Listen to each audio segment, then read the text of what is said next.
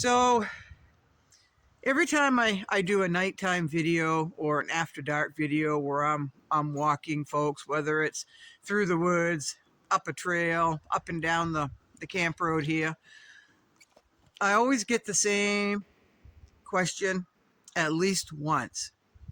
And that is, how do you dare to walk? And I know I've commented on this, folks, but I have to keep repeating this. How do you dare to walk after dark alone? Do you carry a bang bang? Folks, I have a headlamp that I wear, right? And I have a flashlight that I carry with me. Two forms of light, always. Two forms of light when I'm going out after dark. There's nothing out there, folks, at least here in my area, there's nothing out there that's going to attack me. There just isn't, folks. They can hear me coming, whether I'm trying to be as quiet as I can. They can hear me coming, and they're going to either, get away from me and stand behind something and watch me go by, or they're just going to go in another direction, right, and pay attention to where I am and what I'm doing. Animals are curious. They will stand thinking they're hidden, and a lot of times they are, and they will watch you go by, right? They just will. They're animals. You are in their house. They are going to want to know what you are doing, and they are going to know that you are there. So there's nothing here that's going to bother me. Now, something else that somebody asked me, it was kind of out of the blue. I was kind of surprised, actually. You live out in the woods. Do you believe, have you had a Bigfoot encounter? Well, folks,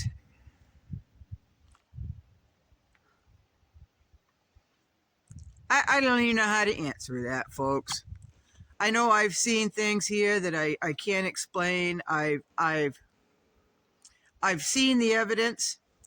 I have seen it with my eyes. I have heard it with my own ears.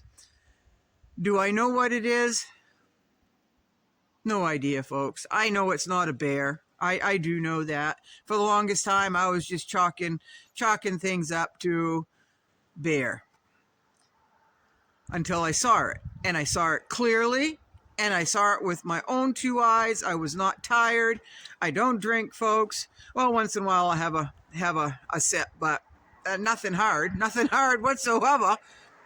So I know I have a clear, level head.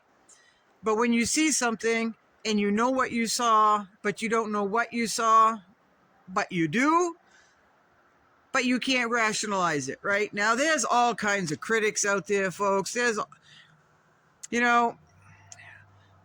I've made a video about this before. When somebody says that they have seen something and they tell you about it and they seem credible, how can anybody dismiss what they saw if they weren't there themselves to see it, right? So, I don't know, folks. I do know that I'm going to give a shout out here. There is a man, his name is Michael. He doesn't live too far from here, and he's very, very smart. He does a lot of videos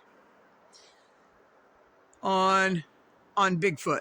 He does. He's a Bigfoot researcher. He's been on reality TVs. He's just a smart man, and he's a very curious man. I just watched one of his videos that he posted. His videos are short, folks, so it doesn't take you very long to go through a video, and I guarantee you're going to get a chuckle because he's a little goofy. He just doesn't care, just like a lot of us. We don't care what people think of us. But he's very comical, and the last video that he did was like, I don't know, 2 minutes long, 3 minutes long.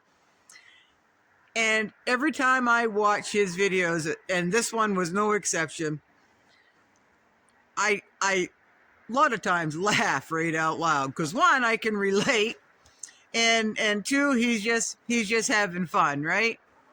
So if you all want to go check out Snowwalker Prime, leave a good comment. Whether you believe or not, just don't be nasty, folks. Don't be nasty. Just if you want to go check them out, if you're curious, whatever, then go do that. But please don't leave a nasty comment. I've got a few people that I've had to delete comments on. There are trolls, folks. There are trolls. And you know, if people are going to go on a homestead site and then comment on how I handle a dead rooster, folks, apparently I was shaking it. I don't know. I haven't even gone back to look at that video, folks.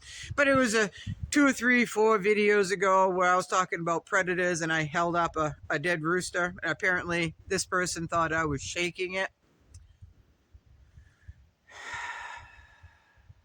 For one, the rooster's already dead. It was froze solid. And I don't abuse any dead animals, folks. I was probably just holding it up and talking with my hands like I do, right? So, you know, when it comes down to, it's either you and your livestock or a predator such as a coyote. Now, folks, I've had coyote here right up close and personal.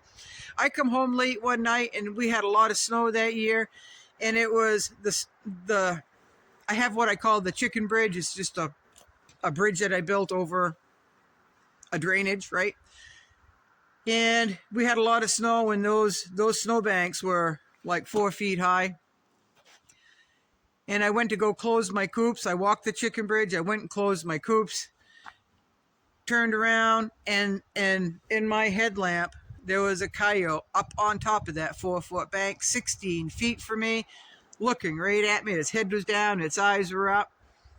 And the only thing I could find to throw at it, because I spoke and it didn't move, the only thing I could find to throw at it was at the time I kept a 5-gallon bucket, empty bucket, inside the coop, hanging up on a nail from the rafters.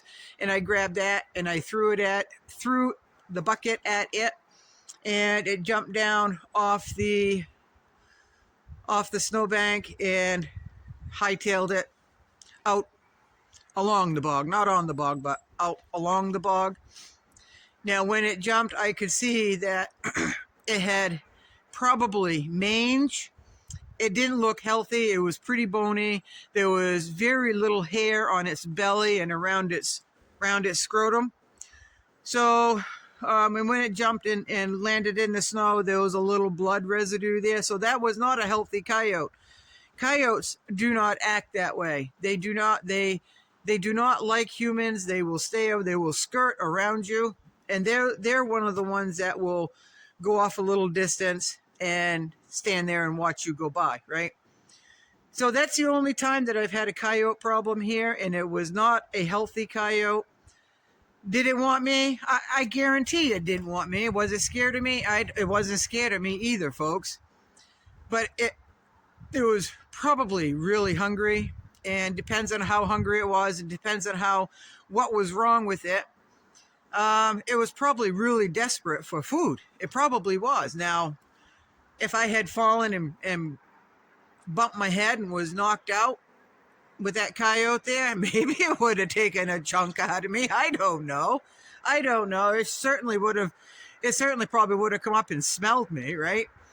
So there's a lot of stories out there, folks.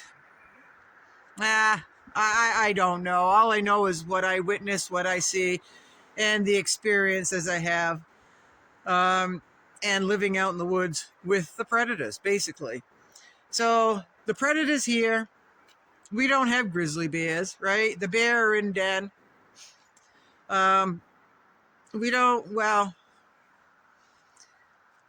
They say there's no mountain lions in Maine. Well, yeah, there are, folks. Yeah, there are. And we have what they call the wolf hybrid here. So there are things around that could potentially get you in trouble. But right here, that's why I have to pay attention. I can't dismiss anything. But as far as my experience goes, there's nothing here that I'm aware of that is going to hurt me. Am I prepared to protect myself? I'm just gonna say that even though I'm almost 60, there are ways to protect yourself, folks. You don't need a bazooka. You don't need to carry a bazooka around with you, folks. All right. So I've got a little pebble in my bottom of my boot that's irritating me. So I got to take my boot off and dump that pebble out and put my boot back on. So y'all be good. Y'all be good. And it's going to be a very, very, very busy day getting ready for the 3 days of messy weather that we're getting, right? So y'all be good. This shows that it's 18 minutes long. I'll probably edit it out, a lot of it out, and just keep the information I want to get out there.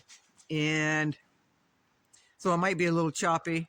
But y'all have stuck around me this far, right? And my editing skills aren't that great.